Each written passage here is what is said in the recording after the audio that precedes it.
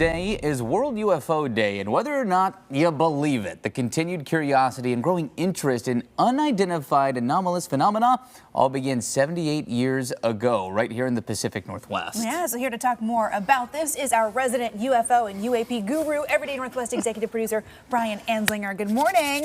Good morning, guys. Happy World UFO Day. Thank you very much. Same to you. Yes, Thank you. Big day for you. No, I think it's really cool that the Northwest is so tied into this history and of trying to understand and study UAPs and UFOs. Tell us about 78 years ago. Yeah, so it kind of is colloquially referred to as the Summer of Saucers. We had the Kenneth Arnold sighting over Mount Rainier, saw 9 objects flying along at 1,200 miles an hour, which was faster than anything that we had flying at that time.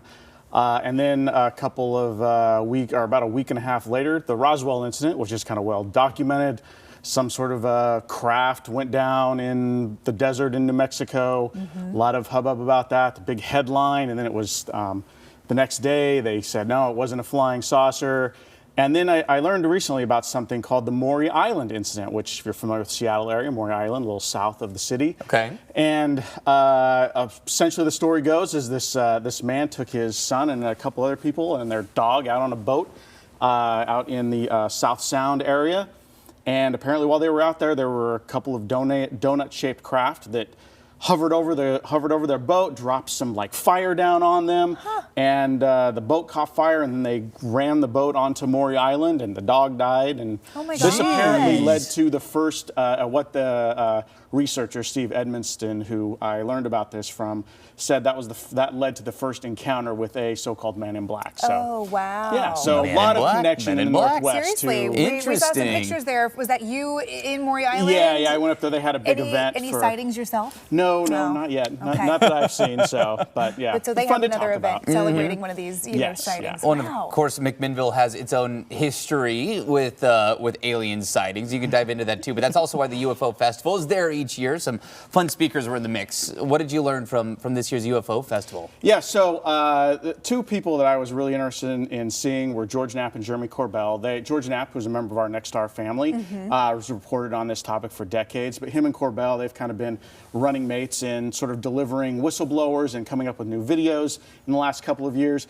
They basically did a good cop, bad cop presentation where Knapp is kind of more, I'd say, skeptical that we're ever going to learn something from the government. The term is disclosure, but the president's going to come forward and say, this is all real. Right. He says that's probably never going to happen. He says the people who have the goodies or in control of the so-called goodies are never going to reveal that. Corbell is a little bit more optimistic. Obviously these 2 have helped facilitate whistleblowers coming forward, a number of their videos, as I mentioned.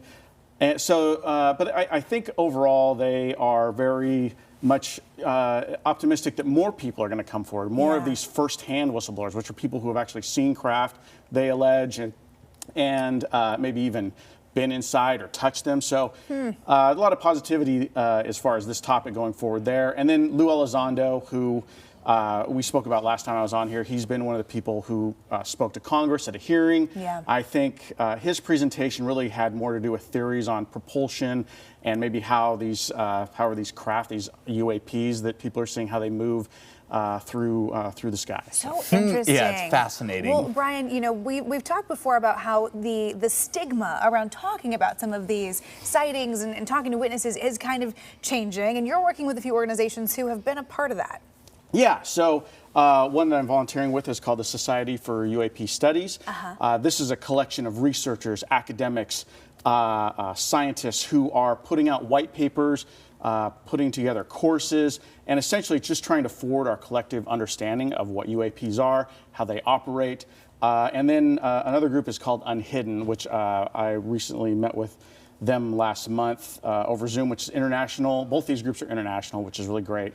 And this is Unhidden is based out of the UK, and they're really trying to find ways to support people who have suffered physical ailments or perhaps mental health trauma, mental illness trauma from encounters with UAP, which we know has been documented by the government, among other things. The conversation has really evolved, and that's and cool we'll to see. continue to move Yeah. forward. Brian, Yeah, it's so- always awesome to talk to you about this stuff. Yeah, I for wish sure. I wish we had 30 minutes I to talk to know. you about it. Well, but if you want more time with Brian, he does teach at PCC, right? You got some new courses coming up? Yeah, Fall? yeah. Coming up in the winter session, I'll have. I'm going to do my introductory course again, and then have a secondary course. We'll put some on it, details so. for that on coin.com as well. Happy World UFO every day. World UFO Day, everybody. If you want to learn more, check out this story on coin.com.